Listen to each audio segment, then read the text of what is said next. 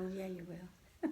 Hey everybody, it's Matt Madison with Doug Madison Realty, and I'm here with Mary Jo Crandall today. And Mary Jo um, has worked for our firm in the past for many years. She's a really good friend of mine as well, and I'd like to thank you for coming today.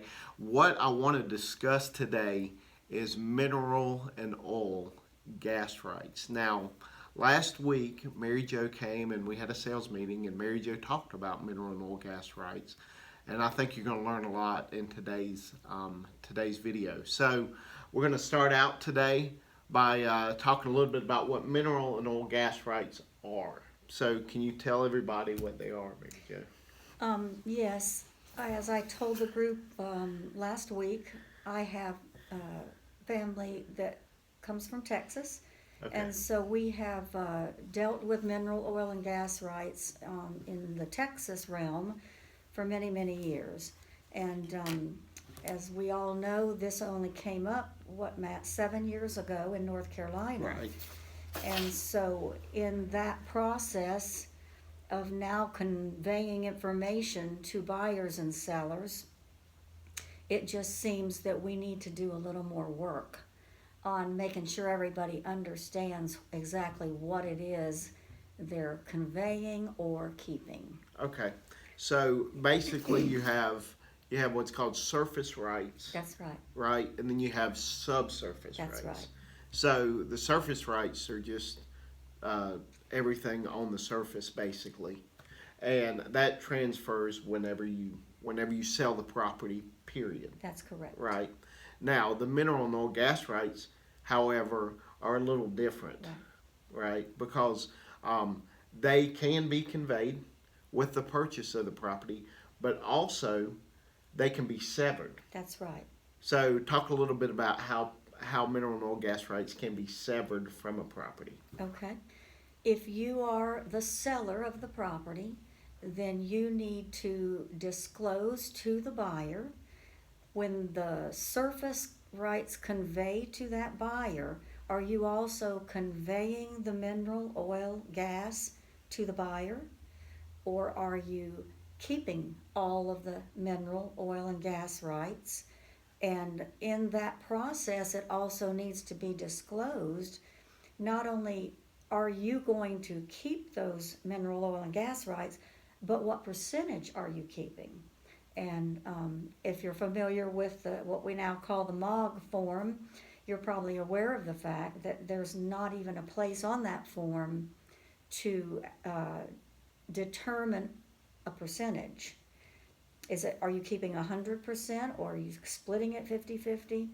And so there's, as I say, there's just a lot of areas here that need to be addressed, because when you start talking about mineral, oil, and gas rights, it doesn't even have to be the discovery or harvesting of any of those items.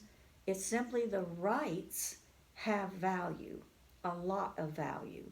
And so that's why in my opinion, we need to really have some education on it and just make sure everybody involved is brought up to speed on exactly how serious of a subject it is. So, tell us now. You've had some experience with this in Texas. Yes. So, tell us a little bit about that. Okay. My father passed away in 2010, my mother in 2013.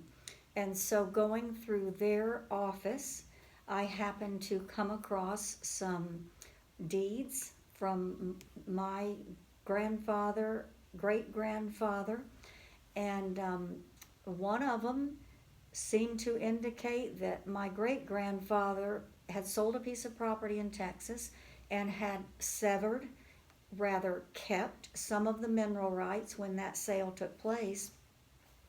And it also seemed to indicate that that was a situation that was perpetual. In other words, that was going to be never come to an end, and all of the heirs that would come after him would then own those rights that he maintained, or reserved, or severed. A lot of different words we can use for that. And so once I found that deed, I started checking on it, and sure enough, At that time, my sister and I were the living heirs of our great great grandfather, and we now own those rights ourselves. And so you obviously have gotten a lot of mail that Yes. that people have wanted to buy those rights from you. Is that similar to like other? I mean, just getting mail about properties that you have and stuff like that because they're actually wanting to purchase those mineral and oil gas rights from you. That's absolutely correct, and that's what I meant when I said that this is a subject that just the rights have value to them. And so you have something that even your rights can be looked at, your mineral oil and gas rights can be looked at as a commodity. And so, as I say, this was in 2013. It did take me 11 months to prove that my sister and I were the heirs of that mineral oil and gas right. But ever since it was made official and it is now recorded on a deed from the estate to us that we are now the heirs, we get mail to this day, people wanting to buy our mineral oil and gas rights. What when we're talking about mineral and oil gas rights, fracking is a big deal, and we've heard a lot about it, especially with the election coming up and stuff like that. As far as fracking's concerned, if they ban fracking, does that mean that that's going to have less value from a mineral and oil gas right standpoint? Can you talk a minute about that? Yes, it could and it could not. And I think what we need to remember is the value of a mineral oil gas right. It at times we can be talking about an amount of money that no property owner would ever dream that Right. they might possibly own. Right. But now we're finding that the mineral part of the mineral oil and gas is coming to the surface more, no pun intended. We have rare minerals now that are being used in all of our technology, our computers, our phones, in the military, in our missiles. And those minerals, of course, they have completely different veins, they're called, where those are located. Right. It could be different states, different types of terrain. And so that is something that we definitely need to not only look at, but we need to be ahead of that game Right. and be prepared so that we're not in, somewhat of a debacle like we're in right now, trying to figure out the whole mineral oil and gas after the fact. Right. Okay. Well, that's a lot of information for everybody that's watching this today, and this is a subject that you need to be aware of, especially if you're buying or selling property. And I'd like to thank Mary Jo for coming by today and for just taking a few minutes to talk with us about mineral and oil gas rights, what they actually mean, and what you need to do as far as protecting your rights are concerned. But before we leave, I just want to have Mary Jo tell us about her camper. So, could you tell us about the camper? As I said earlier, when I found the paperwork when my mother and father passed away and started researching that, and again, this is in Texas, so just keep, we have some laws that are just, they run the same throughout the states, but I'm dealing with Texas. So it turned out that Texas law is if you own mineral gas oil rights, it's up to you as a right mineral owner to keep up with it. They're not going to do extreme checking to find you. They are obligated to try to find you if you're listed as the owner.